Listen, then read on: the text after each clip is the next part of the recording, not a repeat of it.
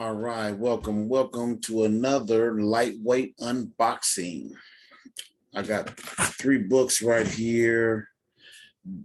Before we get started, I wanted to mention something real quick because a lot of things that I take for granted, others may not even be up on.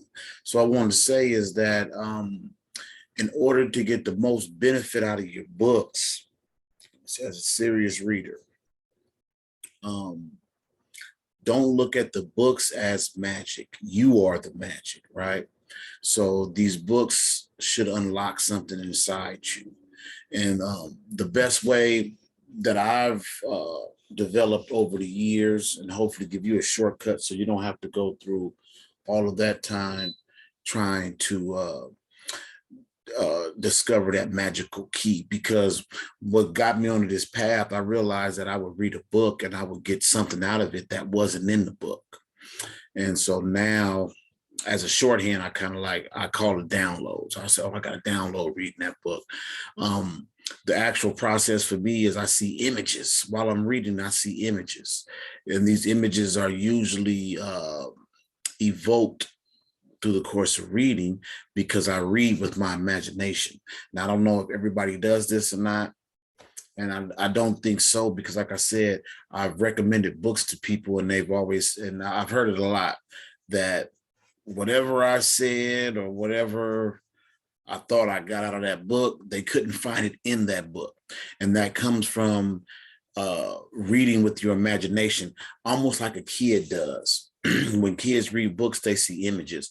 We all do, but I just think that as we get older, as adults, we kind of look past or ignore that part, because whenever you think of the word chair, you see a chair. That chair might be different from me and you, but in order to even think the word chair, you have to see a chair. So all I'm saying is, you want to get in the habit of reading with your imagination. To be honest, that's the only way that I got through Judy K. King's book, because it had a lot of technical information. And so I was constantly pausing and Google and trying to figure out these things. And that was one of the first times I actively knew I was reading with my imagination, because I just started to visualize what she was saying. So that's the whole key. As you're reading, doesn't matter. It doesn't have to be nonfiction. It's easier with nonfiction because a story is being told and images are being built. You know, the guy is 6'13" and he has a bald head and he has a scar across his cheek. So you begin to build these images. But the same thing applies when you're reading these books, which is part of the reason why you want a book that has a good image. Now, even if the book doesn't have images, what you can do is pull the image off of Google. You can print it out, kind of stare at it. A lot of my books, I'll show you this one right here. I say it a lot. I don't think people realize it, but in almost every one of my books, this is Art and Symbols of the Occult by James Wasserman. But in every one of my books, I have these. Maybe not this same size or this magnitude, but I have images. And I keep these images in my book, use them as bookmarks. Usually, I have the images that are corresponding to the book or something that I'm working on. So like if I'm trying to activate my hippocampus, I have a bunch of images of my hippocampus in here.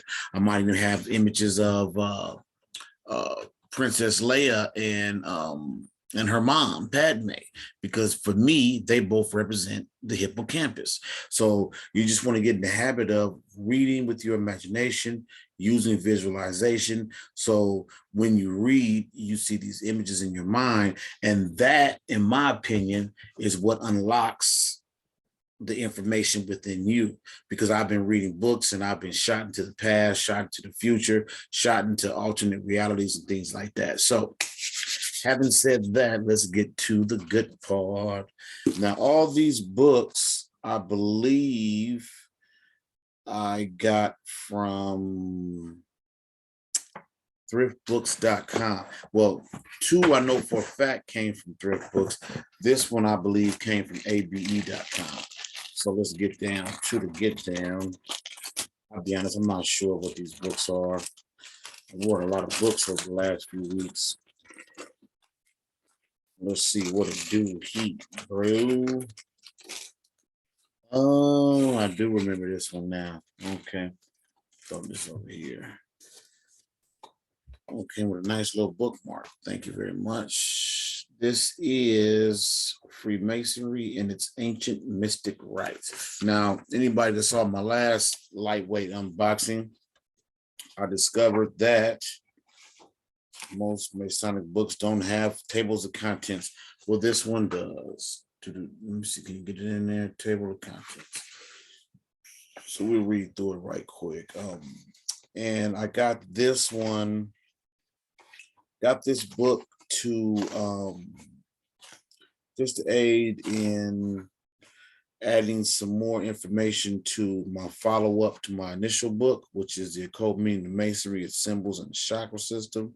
I just wanted to add some more solid information on Freemasonry, and C.W. Leadbeater is an awesome author. So yeah, let me get down to it. The title of the book is Freemasonry and its Ancient Mystic Rites by C.W. Leadbeater. I'll read the jacket to you. Freemasonry and its Ancient Mystic Rites is Charles W. Leadbeater's absorbing in-depth study of Freemasonry and the mystery schools of ancient Egypt, Greece, and Judea, and Europe in the Middle Ages, up to the emergence of co-masonry in the 20th century. Those who might not know, co-masonry is men and women practicing, I believe. During his lifetime, Leadbeater used his rare capacity for clairvoyance, or seeing beyond the physical plane, for many purposes. Now, that actually ties into what I was just saying about reading with your imagination.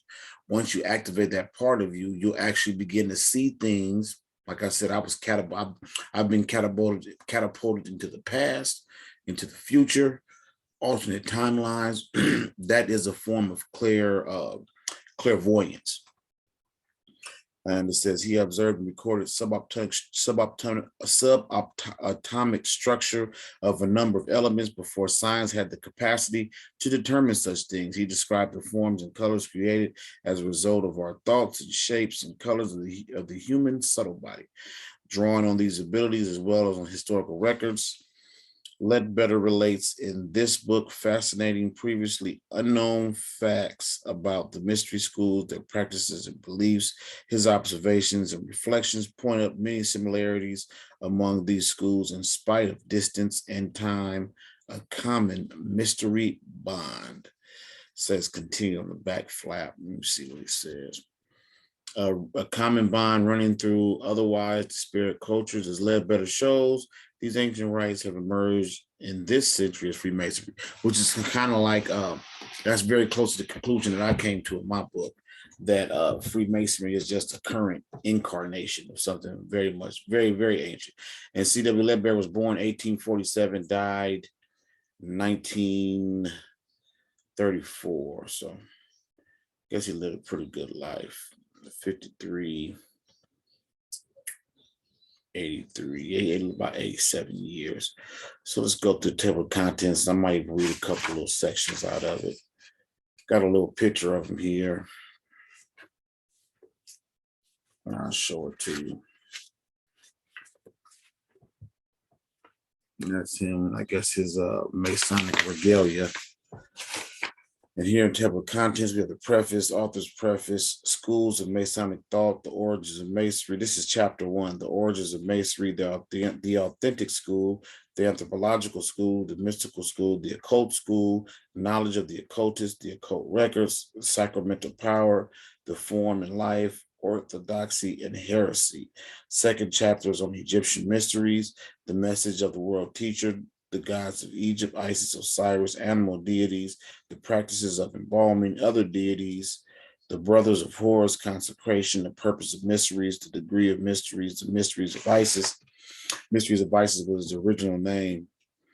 Well, as doing that incarnation of Freemasonry is known as the mysteries of Isis. And then chapter 3 is the Cretan Mysteries, The Unity of Mysteries, Life in Ancient Crete, Cretan Race. Chapter 4 is the Jewish Mysteries. Chapter 5, the Greek Mysteries, something I'm looking forward to. The elusive mysteries are kind of hard to pin down, not a lot of information. So if he channel, if he used clairvoyance to get information on that, I'm very interested to see what he has to say. The Mythologies Mystery, something else that I like. So I'm looking forward to reading that chapter. Craft Masonry in medieval times, operative masonry in the Middle Ages, and then it says a transition from operative to speculative, other lines of Masonic tradition, the Scottish Rite, Code Masonic Order. So it has a total 12 chapters. It's about 220 some pages. I expect this to be a good book. At the very least, it should have a few good tidbits worth nibbling on. So I'm gonna toss this over there. Now let's see what this next one is. I think I got a good idea what this is. I've been getting those myth and mystery books, so I'm pretty sure this is not myth and mystery. It's man, magic, and mythology, or something like that. Yeah. This is, I think the last unboxing I got volume 2, so I'm pretty sure I ordered in the sequence. This is volume what? Volume 1. Man, Myth, and Magic by Richard Cavendish. And Richard Cavendish is authentic. He writes some really good books, solid research. Let me see, who did I order this from? It says, thank you for buying from Reliant Distribution. Oh, I got this from Amazon. So the first book was actually Amazon and not ABE. The Masonic Rites book was from there. So let's go through a little bit of this. So I got now. So now I have volumes 1 and 2, and let's see what this covers. Man, Myth, and Magic, an illustrated encyclopedia of the supernatural. Oh, editor is Richard Cavendish. Marshall Cavendish Corporation. Those are a family thing with them, huh? Editorial Advisory Board, C.A. Berlin, Glenn Daniel, E.R. Dodds, Garcia L.A. Okay, it's a group effort. Richard Cavendish, Cavendish. This dude's a beast. Now, this is a good book because, again, it has the pictures. See here on the first page. Let me see if I can get it in there. Got a good image of Kalima, tongue hanging hither. I just want to see the table of contents. So book 1 covers Aberdeen Witches, Abominable Snowman, Abracadabra, Achilles, Acupuncture, Africa, Agrippa, Ahriman, AIX in Province Nun. I don't know how to pronounce that. Aix in Province Nuns, AEPN. I don't know how to pronounce that. Let's go to it real quick. 42. What the hell? What the hell is that? Oh, what that is. Aix in Province Nuns. In the first 25 years of the 17th century, the witchcraft delusion in France reached its high peak of intensity. A characteristic feature of the period was the prevalence of cases of demonic possession. Probably about that then. Involving priests and nuns. Demons were believed to be attacking the human race, obsessing the minds and controlling the bodies of victims into whom they had entered. Reminds me of the movie Time is on my side. Oh, yes, it is. Fallen, the Denzel movie Fallen. So yeah, this is a 24 volume set. I've already grown tired with buying 1 and 2 volumes at a time. Man, it's like on Amazon, it's like $400 for all 24. I have 2, I believe, on thriftbook.com or abe.com. They're a lot cheaper, but it's still going to end up costing me. So I might just buy the whole set for like $200 And then the other 2 volumes I work with. Okay, this is another one. Thriftbooks.com. Oh, definitely want this one. This is the 7 Keys to Color Healing. So we know this is a chakra book, even if they don't use the word chakras. The 7 Keys to Color Healing, Diagnosis and Treatment Using Color by Roland Hunt. Yeah, never have enough books on chakra information. Now, this book came out on 1971. Tell by how brown the pages are. Roland Hunt, Hunt, and his initials are AMICA, MS.D, PS.D.